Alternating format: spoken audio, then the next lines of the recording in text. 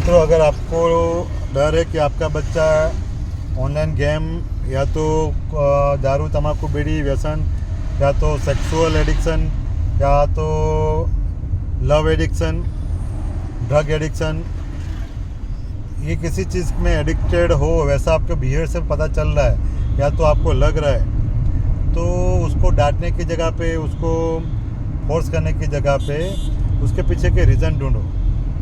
Addiction होने के बहुत सिंपल रीज़न है, ये 4 या 5 रीज़न जो आप बदल पाओ, चेंज कर पाओ, तो आपका बच्चे को कभी एडिक्शन होगी नहीं, या तो हो गया हो तो उसको आप छुटकारा दे पाओगे, उसमें से उसको निकाल पाओगे। जैसे कि सबसे पहला रीज़न है लोनलीनेस।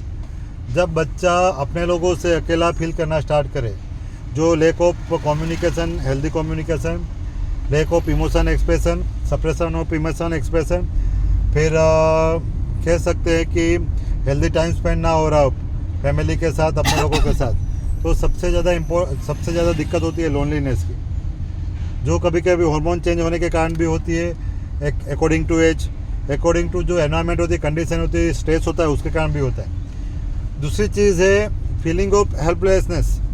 कोई भी ऐसी घटना बनी है ज़िंदगी में, रियल लाइफ में, जैसे कि परीक्षा को लेके, रिलेशनशिप को लेके, इमोशन मैनेजमेंट को लेके, या तो खुद की जो फियर होता है, कंडीशनिंग मतलब सीखा हुआ या तो गलत लर्न किया हुआ, तो वैसे इमोशन के कारण जब हेल्पलेसनेस की फीलिंग होती है तब ये दिक्कत होती है। तो वो रूट कोज जो उसका होता है, ये हेल्पलेसनेस वो आइडेंटिफाई करना होता है। तीसरी चीज़ है कि पीयर प्रेशर या तो एनवायरमेंटल इफेक्ट, मतलब आप किस लोगों के साथ रहते हो, आप किसको आइडल मानते हो और किस चीज़ से, और आपकी सेल्फ इमेज कैसी है, उसके अकॉर्डिंग वो ये सब में बहुत चेंजेस आते हैं। जैसे कोई फ्रेंड ऐसा कह रहा है कि भाई अल्कोहल पियो या सिगरेट पियो तब भी हम हीरो की तरह रहेंगे, या तो तू लड़की है, ये ऐसे जो कोई नहीं करता वो तो लड़की होती है, तू तो लड़की की तरह है। तो वैसे कभी कभी अनहेल्दी वे में पीयर प्रेशर आता है और आप उसको मैनेज नहीं कर पाओ, तब भी दिक्कत है। चौथी बात है poor self image. Poor self image means जो इंसान बहुत सारी स्किल होने के बावजूद भी, बहुत सारे टैलेंट होने के बावजूद भी अपनी पुअर जो सेल्फ इमेज होती है, सेल्फ वर्थ होती है, उसके कारण बहुत चीज़ें ऐसी होती है कि उसको गिल्ट होता है कि ये मैं नहीं कर पाया, मैं ये कर सकता, जबकि मेरे साथ वाले दूसरे बंदे मेरे से कम स्किल या टैलेंट वाले तब भी कर पाए और मैं नहीं कर पाया, जबकि मुझे तो ये आता था।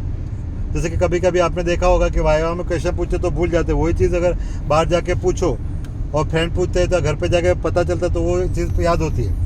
तो दूसरे लोगों के साथ या कहीं पे परफॉर्मेंस करने में जाने के लिए जो कॉन्फिडेंस हम घुमा देते, तो ये कंडीशनिंग होती है, तो जिसको हम बोल सकते हैं पुअर सेल्फ इमेज। तो ये सब चीज़ें मित्रों मैटर करती है कि आप दुनिया में किस तरह रिएक्ट करते हो परिस्थिति से, बाहर की दुनिया से, जो एक्सटर्नल स्टिमुलेशन बोलते हैं, और इंटरनल स्टिमुलेशन। इंटरनल स्टिमुलेशन मतलब क्या, कि आपके अंदर की सोच को आप किस तरह मैनेज करते हो, किस तरह रिएक्ट करते हो। आपको कभी ऐसा लगा कि भाई मैं तो होशियार नहीं हूँ, या तो मेरे मार्क्स अच्छे आएंगे तो पापा क्या कहेंगे, मम्मी क्या कहेंगे, लोग क्या सोचेंगे, या तो भाई मैं अभी पतला दिख रहा हूँ तो मेरी शादी होगी कि नहीं, मैं मोटी दिख रहा हूँ तो मेरी शादी होगी कि नहीं। तो ये इंटरनल स्टिमुलेशन होती है। बाहर के कोई लोग कभी कुछ नहीं कहते, फिर भी हमारी इंटरनल स्टिमुलेशन होती है। तो इंटरनल स्टिमुलेशन और एक्सटर्नल स्टिमुलेशन को हम रिस्पॉन्स देने की जगह पे रिएक्ट करते हैं। तो ये दोनों चीज़ में बहुत डिफरेंट है। तो रिएक्ट करना मतलब एबनॉर्मल वे में आप अपनी फीलिंग को मैनेज न करने के कारण अनकॉन्शियसली, सबकॉन्शियसली आप रिएक्ट करते हो, जिसका परिणाम के बारे में आपको पता नहीं होता, हेल्दी प्रेजेंटेशन नहीं होता, रिप्लाई नहीं होता। जैसे कि किसी ने आपको कुछ कहा और आपने उसके बाद सुन के समझने की जगह पे आपको लगा कि उसने मुझे बुरा कहा, ये ऐसे कैसे कर सकते हैं, और आपने रिएक्ट करके उसको मार दिया, तो गाली दे दी, तो वो एक रिएक्शन है अनहेल्दी। दूसरी तरफ रिस्पॉन्ड, कि किसी की बात सुनी और हम सोचे कि भाई इसने बात जो कही है, या तो कोई घटना बनी है तो उसके बारे में सोच के लॉजिकली फिर हम रिस्पॉन्स देंगे कि भाई आपकी बात सही थी, तो सॉरी, ये आप सही थे, मैं गलत था। या तो कह सकते हैं कि भाई आपकी बात गलत थी, ये मैंने कंफर्म कर लिया, तो मैं आपके साथ एग्री नहीं, तो दैट इज़ रिस्पॉन्स हेल्दी। तो ये चीज़ सीखते नहीं है बच्चे, तब ये सबसे बड़ी दिक्कत होती है। और इसमें सबसे बड़ा रोल होता है पेरेंटिंग का। अब 1 से 14 साल में मदर और फादर किस तरह बच्चों का अपब्रिंगिंग करते हैं। मैं ऐसा नहीं कहना चाहता कि आप मार रहे हो, कि डांट रहे हो, कि नहीं डांट रहे, सिखा रहे हो, कि नहीं सिखा रहे, मगर हेल्दी पेरेंटिंग की स्पेसिफिक मेथड होती है, अगर वो नहीं की गई तो सबसे बड़ी दिक्कत है कि बच्चा बड़े होके एडिक्शन होने में चांसेस सबसे ज़्यादा रहता है। दूसरी बात कि हेल्दी पेरेंटिंग के लिए सबसे ज़्यादा इम्पोर्टेंट है मदर और फादर का खुद का इंडिविजुअल पर्सनालिटी, उनकी इमोशनल इंटेलिजेंस कितनी, उनकी पर्सनालिटी कितनी स्ट्रांग है, और दोनों की म्यूचुअल अंडरस्टैंडिंग और इमोशनल जो कॉम्बिनेशन कहता है तो वो कितना है। क्योंकि हर किसी की पर्सनालिटी अलग अलग होती है। कुछ पर्सनालिटी एक दूसरे के साथ जुड़ जाती है जो एक दूसरे को आगे बढ़ाते हैं। कुछ पर्सनालिटी वाले लोग ऐसा होता है कि एक दूसरे को नीचे खींचते हैं, मतलब नीचे दिखाते हैं, नुकसान करते हैं। और कभी कभी कुछ पर्सनालिटी वाले लोग ऐसा इकट्ठे होते हैं कि जिसमें एक इंसान दूसरे इंसान का शोषण करके आगे बढ़ता रहता है, दूसरा इंसान धीरे धीरे ख़त्म हो जाता है इमोशनली, फिजिकली, साइकोलॉजिकली, फाइनेंशियली और सोशली। और कुछ हेल्दी रिलेशन ऐसे होते हैं जिसमें दोनों इंसान एक दूसरे को आगे बढ़ाने में मदद करते हैं। अगर मदर फादर दोनों में से कोई एक इंसान में ये दिक्कत रहती है और वो समझ नहीं पा रहे तो वो सबसे बड़ी दिक्कत है। या तो इसके कारण इशू क्रिएट होंगे, बच्चा इसका भोग बनेगा और बच्चे की पुअर सेल्फ इमेज बनती है और वो इमोशनली रेजिलेंट जो इमोशनल स्टेबिलिटी बननी चाहिए वो नहीं बनती, जिसके कारण बाहर की दुनिया में जो एक्सटर्नल स्टिमुलेशन मतलब पेन और इग्नोरेंस, रिजेक्शन मिलता है तो वो सहन नहीं कर पाता, टॉलरेट नहीं कर पाता। फिर इजी वे में अपने पेन को दूर करने के लिए, छुपाने के लिए, एकलता को दूर करने के लिए वो ऐसे अनहेल्दी वे अपनाते हैं, जैसे कि अल्कोहल है, एडिक्शन है, जुगार है, ड्रग एडिक्शन है, फिर कह सकते हैं कि रिलेशनशिप इश्यू में एडिक्शन है, बराबर। तो ये सब लव का एडिक्शन है, तो वो सब एडिक्शन होने के चांसेस सबसे ज़्यादा है।